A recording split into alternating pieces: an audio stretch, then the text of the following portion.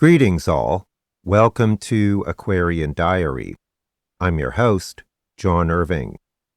It is January 7th, 2024. I will be displaying some graphics on the screen.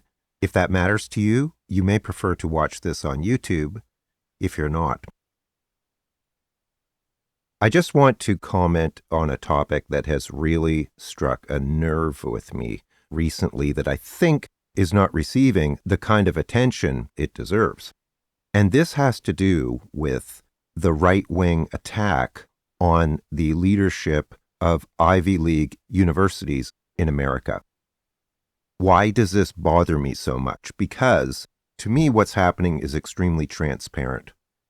The right wing is using this as a means to undermine a lot of social progress that has occurred over the past few generations. Anybody who's been following right-wing extremists or politics or culture wars in recent years knows exactly what motivates these people. They're not motivated by academic standards or rigor at all. It's about racism, misogyny, and xenophobia, and trying to normalize that or make it socially acceptable. And what infuriates me so much about this is that it underscores, again, how incredibly naive many people on the left can be, and this includes the pundit class. They look at this as a technical exercise. Did Claudine Gay commit plagiarism or not, yes or no, without considering what is motivating this and what their agenda is. And in effect, what happens is that a portion of the commentariat effectively is enabling this to occur, which to me represents the thin edge of a very dangerous wedge and slippery slope. Because now what they will do, based on what they perceive as a success, is they will start going after all kinds of academics, professors, teachers, curriculum, etc., on a much larger scale, which has terrifying implications for academia, our culture, and our society.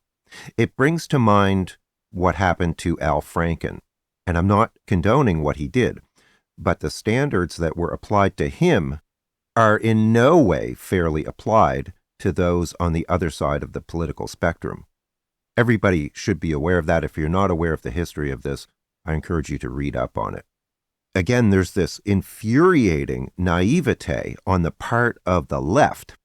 Not only is this a danger, as I have already described, to all of these institutions and our whole education system, but it also creates a wedge on the left side of the political spectrum where now you have people arguing or debating or being polarized over this issue.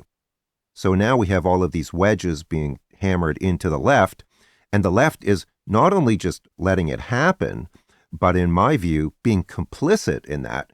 That's the infuriating part, is the complicity and the naivete, which is a level of ignorance and denial about what's actually happening and what this threat represents to us on a broader scale. We've seen these kinds of situations play out for years in all kinds of fields, whether it's the environment, the judiciary, gerrymandering, or voting rights, or abortion, or all of these topics. There's this confounding, like I said, naivete and stupidity, really, is what it is. Now, a lot of people have been commenting on this. I've posted quite a few articles on my community tab on this topic.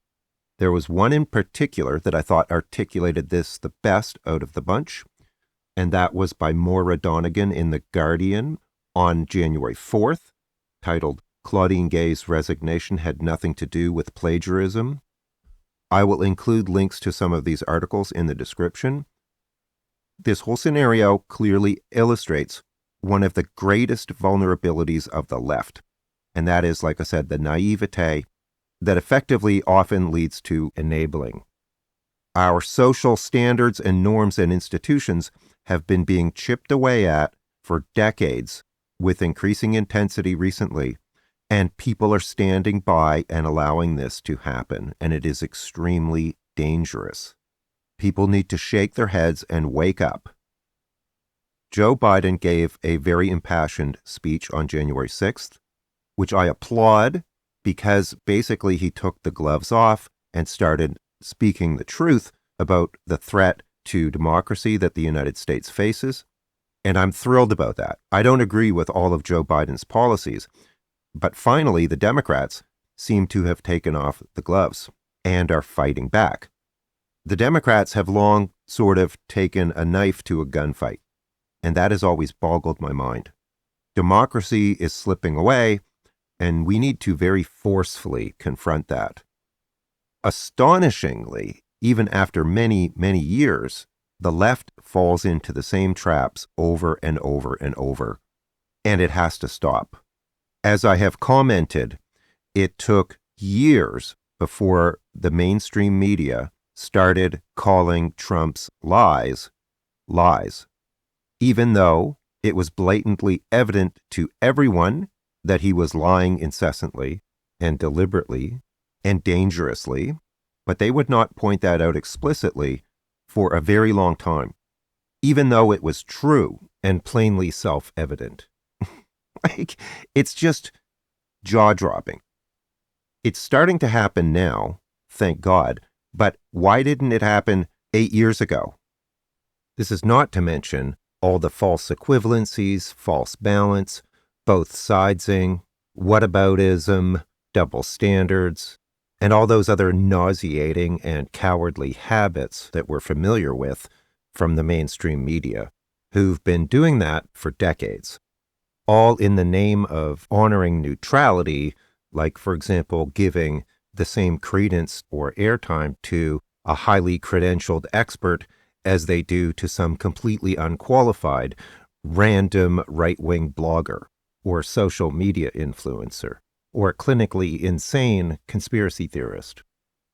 There's no question that the right wing is completely delusional.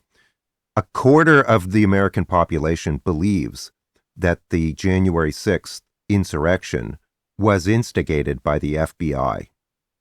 A quarter of the American population is completely out of touch with reality on just that one topic.